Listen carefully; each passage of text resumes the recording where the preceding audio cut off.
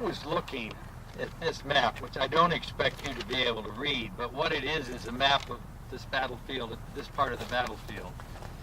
And when you look at it, you can see that if this land, this 232 acres, hadn't been saved, and this 56 acres in addition that hadn't been saved, this part of the battlefield, for purposes of interpretation, not only now, but 200 years from now, 100 years from now, whatever, when future generations come to learn about this country's history, would have been useless. For purposes of interpretation, it would be useless.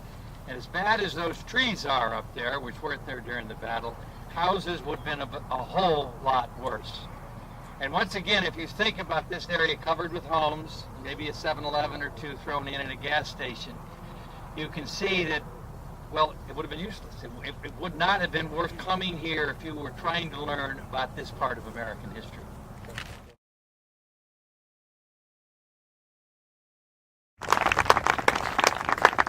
Thank you all. Again, today is a great day for celebration. We don't have that many victories in preservation around the country, but today is one of the great victories.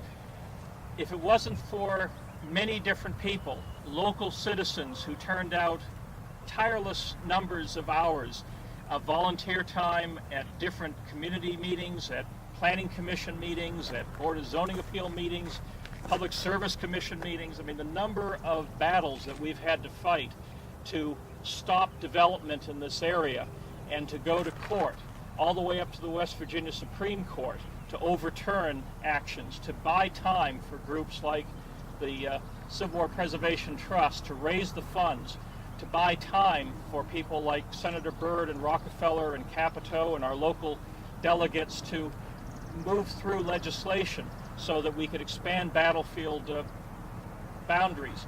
These are the things that are what communities are all about. It's a community of local activists, it's a community of national preservation groups, it's a community of people who love history and love this country that come together to make things happen. It is ironic that this battle for this property that we're standing on, the skirmish line, began with a illegal water line across national park land. And this is back in 1988.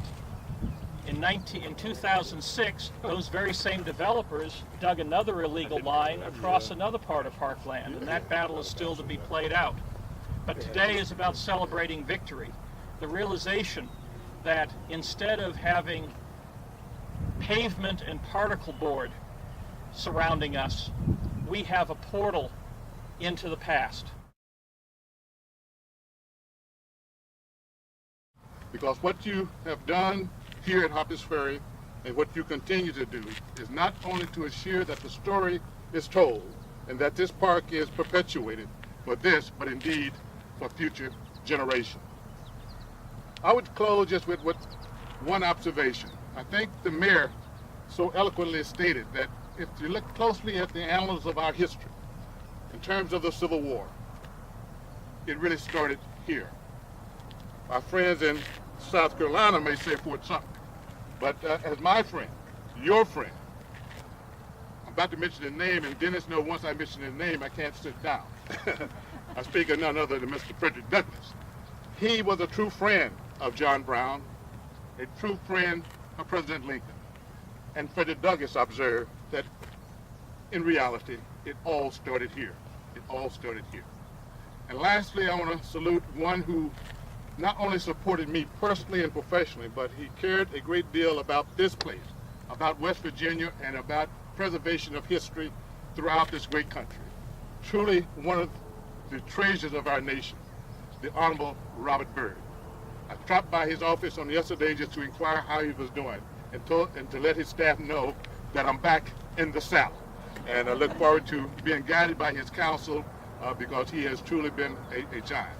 Lastly, I would just salute you in the work that you have done, the work that you will continue to do, and the American people will always be in your debt. Thank you again for this opportunity.